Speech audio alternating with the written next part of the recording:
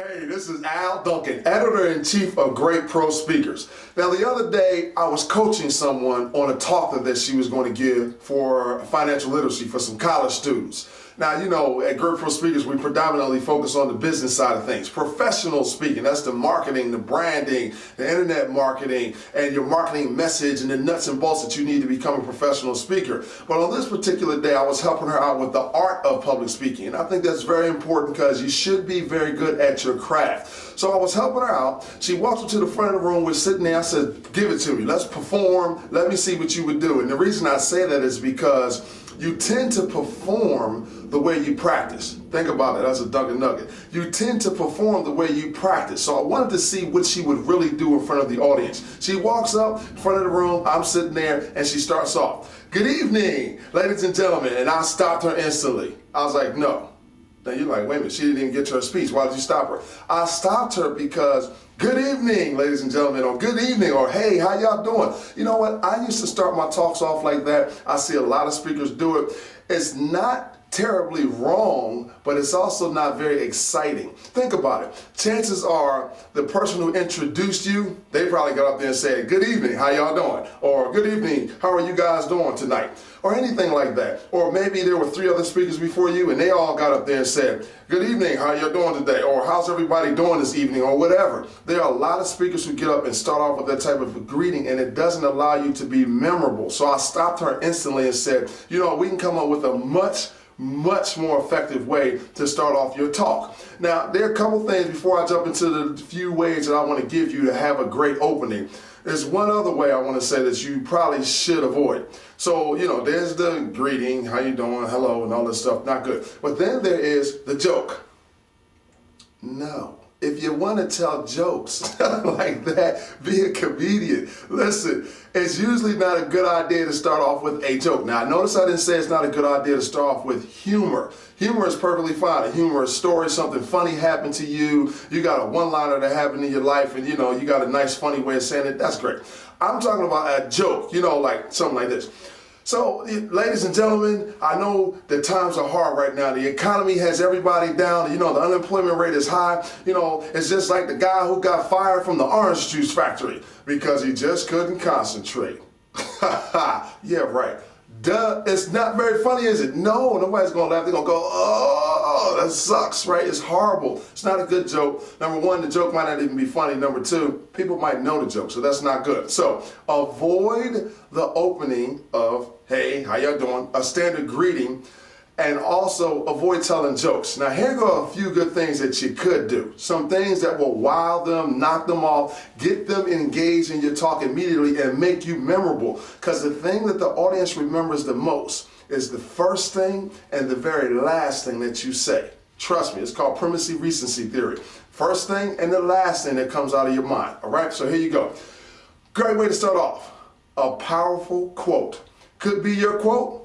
Could be somebody else's quote. It's up to you, whichever one you want to do. If I were starting off and I needed a quote, I would probably use one of my Dunkin' Nuggets. I would walk up to the front of the room and say, "You are guaranteed to win once you defeat the enemy within, because it's all mental." Ladies and gentlemen, I'm here to talk to you tonight about the mental aspects of success. I want you to overcome that enemy within you and help you overcome self-sabotage and your self-defeating behaviors so that you can get whatever it is you want to get out of life. There you go. Powerful quote. You can start with another quote like, "Be the change that you want to see in this world." That's Gandhi. And Gandhi challenged us to take action, and I'm here to do the same thing to you this evening. I don't want you to just talk about change. We want you to do, as we used to say in my neighborhood, don't talk about it, be about it. There you go, okay? Another good opening. So there's a quote. Start with a quote, powerful quote, then go into your talk. Now, if you want to say thank you, or after you say your quote, then you want to say "Good evening, how are you all doing?" That's perfectly fine as well. You can easily do that. I could have said, you know what, ladies and gentlemen, change your choices, change your life. That's Dunkin' Nugget number 171, and I'm not here to tell you what you have to do. I'm here to talk to you about choices and creating more choices and options in your life. Now, how y'all doing this evening? Does that sound like something you want to talk about? You could do that. It's all right. Or you could then turn around and say, but before we get started, I'd like to thank the university president, or I'd like to thank so-and-so, or the CEO, whoever is out there. Nothing wrong with that. It's a great way to do also, okay? Great thing to do also. Now, the next thing that you can start off with is a fascinating fact or a staggering statistic. Case in point, 60% of all college students have to move back home with their parents after graduation. I'm here today to make sure that doesn't happen to you. This is what we're going to talk about. Then you tell them what you're going to tell them, and tell them what you told them. You know, the standard format. So there you go. A fascinating fact or a stunning statistic. Anything along those lines is just going to make them say, wow, you know, oh my goodness, I really need to listen to what this person has to say. Help you out great. Next thing you can use to start off. Well, you could start off, of course, with a story.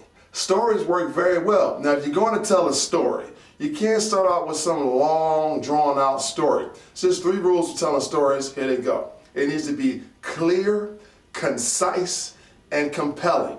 Clear, concise, and compelling. That means they need to know exactly what you're talking about and why you're talking about it. It needs to be concise because it's your first story, so just keep it short. And it needs to be compelling. It needs to have some compelling message or enlighten them or give them some insight into your talk or make them really want to hear whatever else it is you're going to have to say. For instance, if I was standing up and I was giving a talk and my talk was on dealing with the fear of failure, I could walk up to the front and begin with a story like this. So one day, I was getting ready to walk up onto stage, and before I got ready to go up there, I was talking to one of the student leaders, and this young guy was talking to me, and he kept telling me about how he wasn't afraid of anything. He said, man, I ain't afraid of guns, I'm not afraid of snakes, I ain't afraid of lions, tigers, bears, nothing. I'm not even afraid of dying.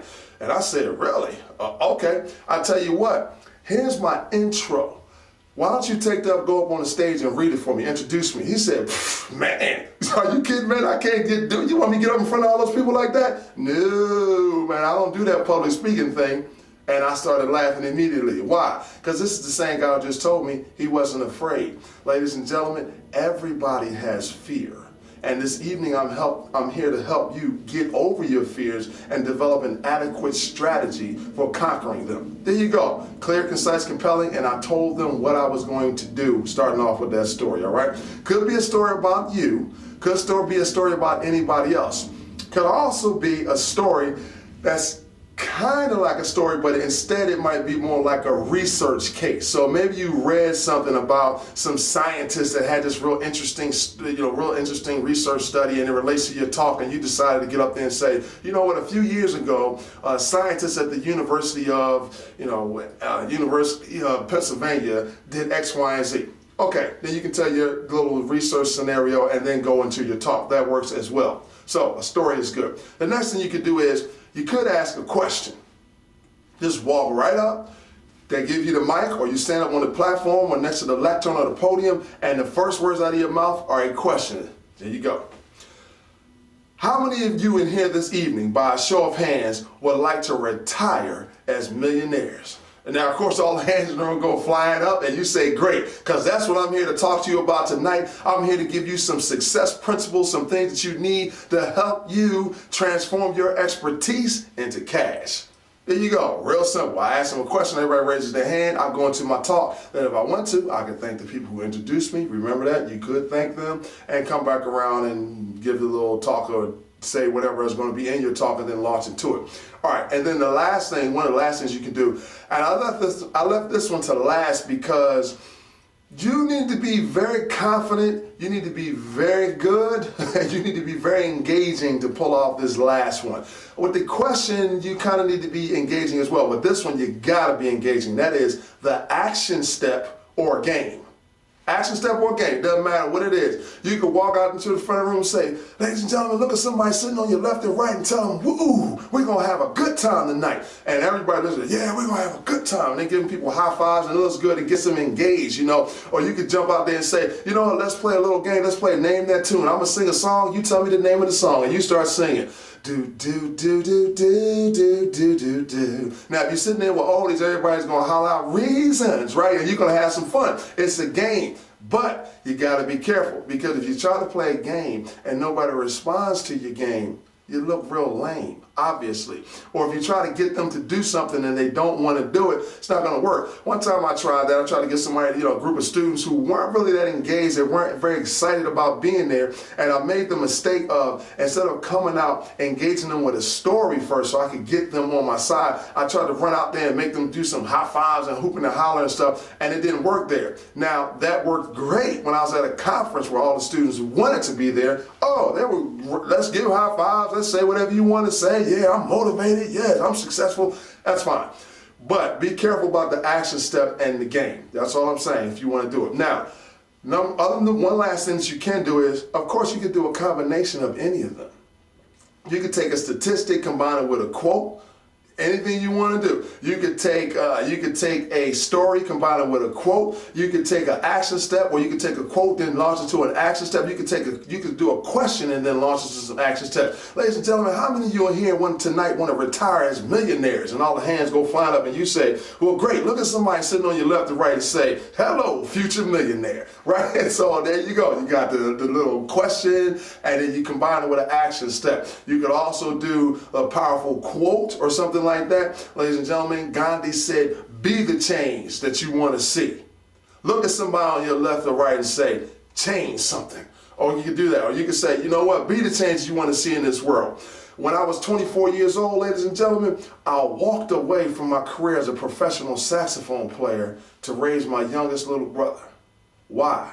Because I knew that something needed to change, and the only way that was going to work is if I went home and showed him that I was willing to change as well. I had to be the change, and I'm here to challenge you to do that this evening. So there's a few ways that you can combine those also. If you notice, every one of those openings that I gave you is much more exciting, it's a little bit more engaging, and it's more memorable, and also people will steal it. That's good. I mean, you don't want people stealing your stuff, but if you say something and nobody wants to steal it, that means you probably shouldn't have said it. Think about that. So if your opening is not worthy enough to be stolen, you might need a new opening, and nobody wants to steal. Good evening, how you doing?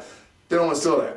That's just a little bit of laziness. It means you didn't put a whole lot of thought into having a great opening. So if you do that, it'll help you out. You'll have a great opening, and then you can launch into all of the other things that you want to give them, and it'll help you out a whole lot, all right? So that's just a quick tip right there, because she really wanted to know, how do you have a great opening if I don't say good evening, or what else should I do?